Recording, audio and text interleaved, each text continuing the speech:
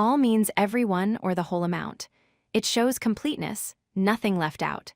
This word helps beginners talk about groups or total quantities clearly.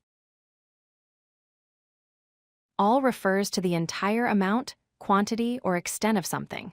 When we say all students passed the exam, it means every single student in that group succeeded. When someone eats all the cookies, nothing remains, the complete quantity is gone. Use all before plural nouns to talk about groups. All children love to play means every child in the group enjoys playing. All books are on the shelf shows the complete collection in one place. All teachers attended means every teacher from that group was present. All works with uncountable nouns too. All water is essential for life means every drop matters for survival. All information was helpful shows the complete set was useful.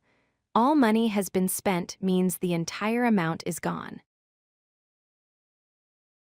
All the plus a specific noun refers to a particular group.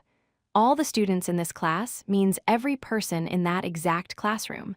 All the food on the table shows everything visible there. Use this pattern for definite specific amounts.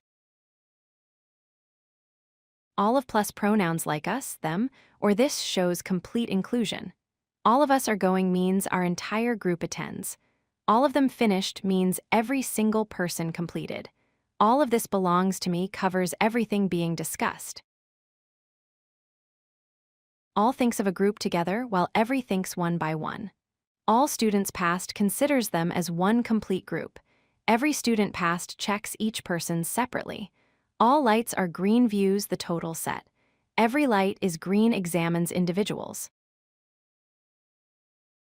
Practice using all correctly. All children love ice cream, complete group enjoyment. She ate all of the cake, nothing left. All of us are ready, entire group prepared. Choose all for groups, all of for specifics. If you like this video, hit that like button and don't forget to subscribe.